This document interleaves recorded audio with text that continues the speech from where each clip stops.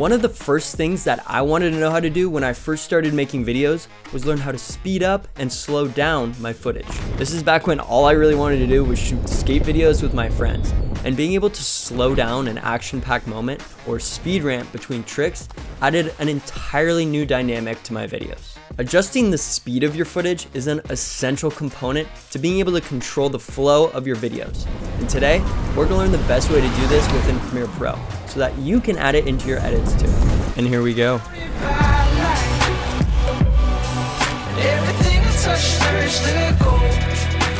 There's two main techniques that you can use to adjust the speed of your video.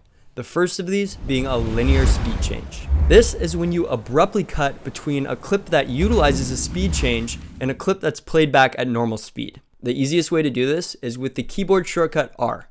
When you click this, you'll see your cursor change from the standard playhead into the rate stretch tool. With this, all you need to do is hover over the end of your clip and drag it to be either shorter or longer. If you drag the clip out, then it'll play back at a slower speed. And if you drag the clip in, then it'll play back at a faster speed.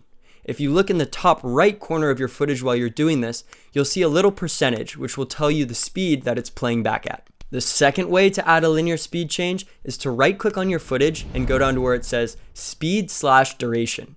This will bring up a pop-up menu, which will give you an option to manually change the playback speed of your footage. Right now it's set to 100%, which means it's playing back in real time. But if I want it to play back in slow motion, then I can lower this percentage depending on how slow I want it to be, or I can increase the percentage to have it play back faster. The final technique for achieving a speed adjustment, and my personal favorite, is through something called speed ramping. This is when you gradually change the speed of your clip over a specific period of time. Unlike a linear speed change where the speed changes abruptly, speed ramping is a smoother way of achieving the same end result. If you look in the right corner of your footage, you'll notice that there's a little FX icon. If you hover over this and right click, you'll see an option that says time remapping and then one that says speed. Once you've added this, go to the portion of your footage where you want the speed ramp to take place and then add a keyframe next to where it says speed. You'll see a little icon appear on your clip that has handles on either side. This represents the duration of your speed change, and you can extend it by grabbing onto either side and dragging out. Once you set the duration of your speed change, you'll need to adjust the playback speed on either end.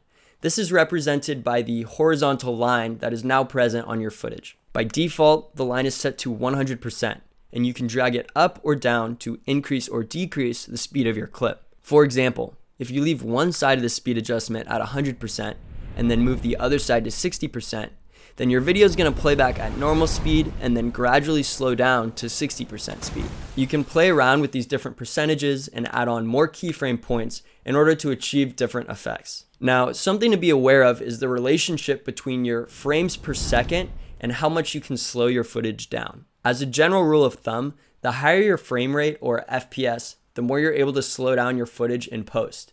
If you try and slow down footage that was shot at 24 FPS, what's going to happen is you're going to start to notice the space in between each frame, and it's going to feel like it's jumping. If you want to achieve smooth slow motion, then you should shoot in either 60 FPS or 120 FPS if your camera allows it. If you're shooting in 60 FPS, then you can slow your playback speed all the way down to 40% and it'll still appear smooth. And if you're shooting at 120 FPS, you can slow this all the way down to 20%. One technique that you can use to go even slower while still having it appear smooth is to right click on your footage and go down to where it says time interpolation and then change this to optical flow.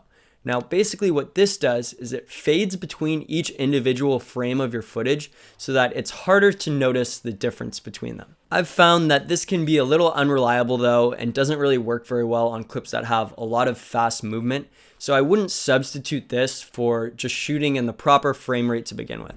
And there you go.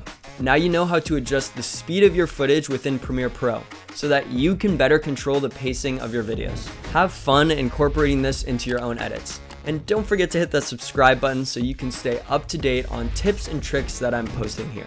Thanks again for tuning in, and I hope this better helped you find your flow. Cheers.